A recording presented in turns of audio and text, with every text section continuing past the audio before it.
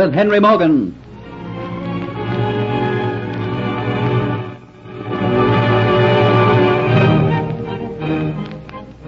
During the 17th century, Henry Morgan struck terror into the hearts of the Spaniards.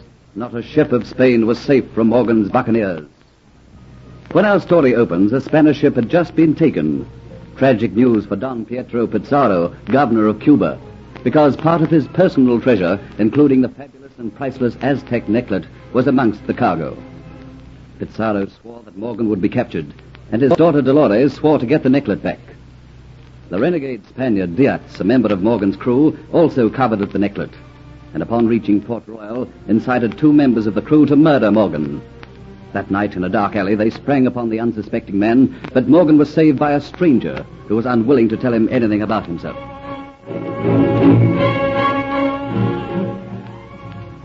Come, man. That's a surly answer to give to anyone whose life you've just saved. I have my reasons. Jamaica's a strange place, friend. It's best not to ask too many questions of strangers here.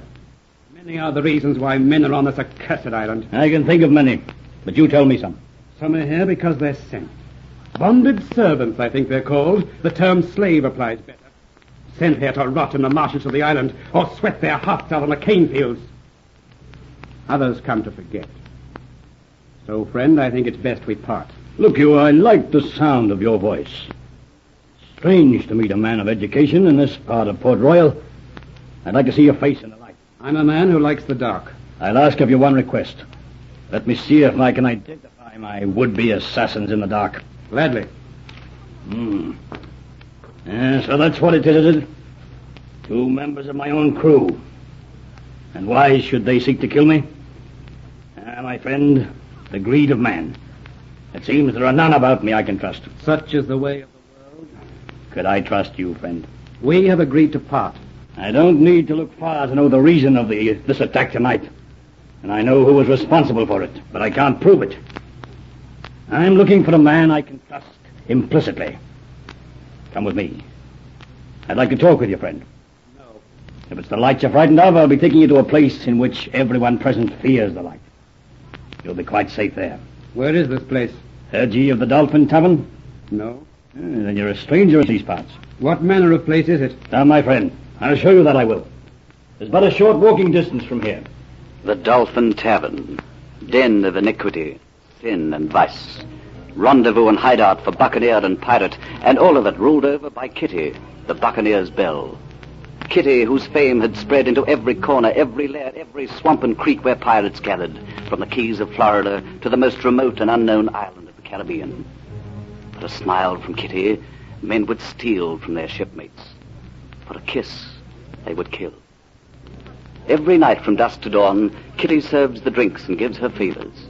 Her light Irish brogue and her cascading laughter sounding strange amongst the coarse oaths and harsh voices of the scum gathered from every part of the world.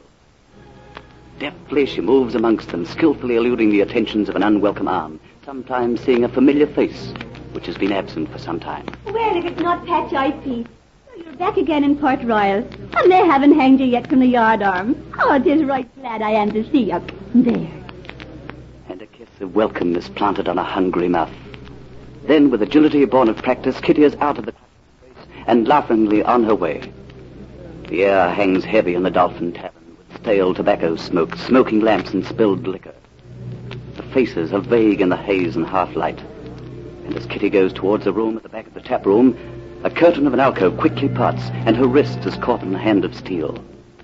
Almost roughly she is pulled into the alcove, the curtains fall into place, and Kitty looks into a pair of black, burning eyes. So, you didn't expect me back tonight, eh? Why, Diaz, I didn't see you come into the tavern. No, that is true, but I come here, I watch you. I see you giving your kisses away. Someday I come back and I strangle you. All right, glad I am to see you, Diaz. Do not lie to me. I saw the way you behaved in the tavern. You do not care whether Diaz he come or he does not come back. And tonight I come to tell you that perhaps before long I'll be able to buy your freedom. Oh, you buy my freedom. And since when has a member of a pirate's crew had enough money to be able to pay the sum which would buy Kitty her freedom? You know full well I'm a bonded servant sent from England, practically a slave. And you know the price my master, bow-legged Jobson, would ask for my freedom. Seeing that I'm responsible for the great success of this tavern. I know all that.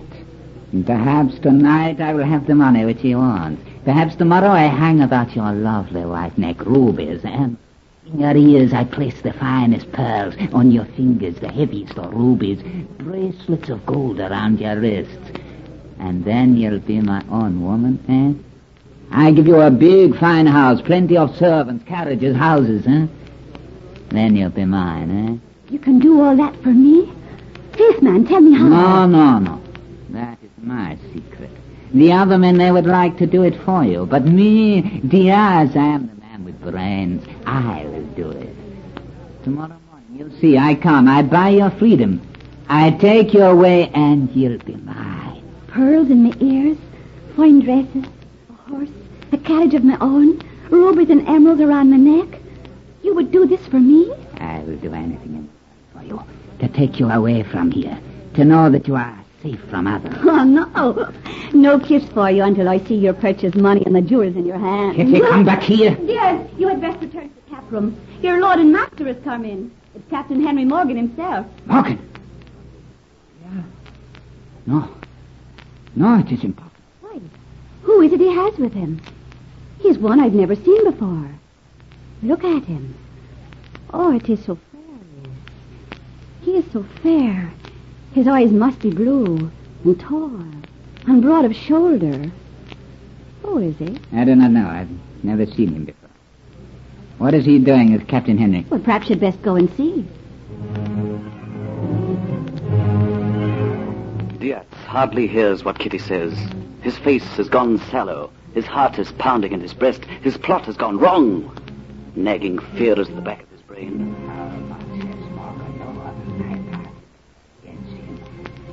What caused it to fail? Through the smoky haze, he watches Morgan and his companion weave their way to an empty table. Morgan's companion looks at him closely. His bright steel blue eyes alight with recognition. And quietly he appraises his new friend with fresh interest. Both sit at the table, eyeing each other closely for the first time. I might have been ignorant as to what the Dolphin Tavern was, but I'm not ignorant of the name Morgan. In these parts, you'd be a strange man if you were. So you're Henry Morgan.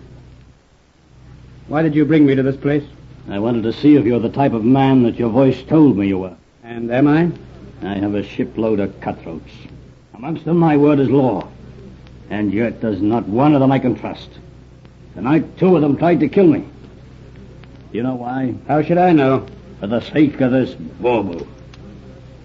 Are you mad, man, showing this priceless necklet in a place such as this?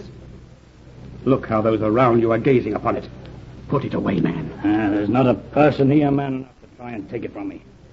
Yes, they're watching it greedily, covetously, but they haven't got the courage to come and take it.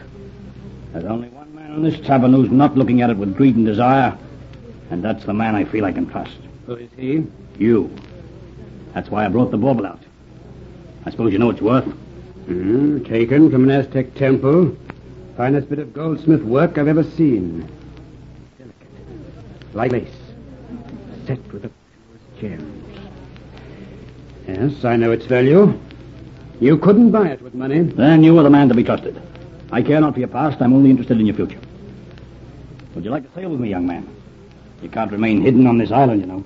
My hand on it, Captain Morgan. I'll sail under you. Oh, and it's Captain Morgan.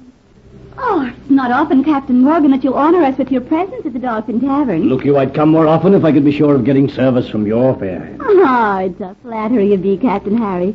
But your friend is a newcomer. I have not seen you here before, sir. What be thee called? Hunter. The unexpected sight of Kitty had momentarily bereft him of his senses, and as he gave his name, he could have bitten out his tongue. He had resolved never to use it again, but the damage was done. Amongst this filth, squalor, curses, and cutthroat band, Kitty seemed like an oasis in a dry and thirsty desert. Spellbound, he feasted his eyes upon her, drinking in her coppery hair, spun like a golden halo around her head, the grayness of her eyes, which gave promise of hidden fires, the warmth of her generous mouth, the whiteness of her skin, and the soft roundness of her shoulder, where her blouse pulled down. Oblivious of the stares around them, He let her hold him in her gaze. Let himself read the invitation in her eyes. Why, sure, Captain Morgan. Your friend has got the bad manners. He stares at a lady. I'm sorry. I didn't expect to see someone like you here. I was showing my friend this pretty bauble, Kitty. You like it? Oh, it is wonderful. Can I hold it to my neck? Certainly. Maybe I could fasten it round my neck. Or maybe your friend would do it for me. Well, answer, man, if you won't do it, there's plenty here who will. No, Kitty. Holding it to your neck is one thing.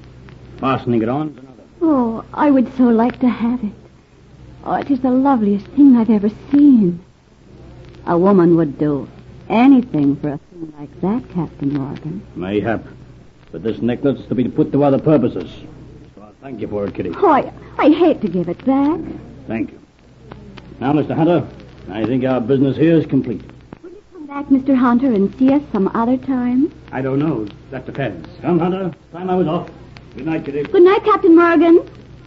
Good night, Mr. Hunter. Good night. So, you think to ensnare another man, do you, little cheat? Take your hands off me, Diaz. I've had enough of your pawing for tonight. Did you see the necklace Captain Morgan had? I know it well. I'd do anything to have that necklace for my very own. Diaz, do you love me? That you know too well. Then get that necklace for me. Let that be the proof of your love. Get that necklace for me, and I'll be yours and yours only.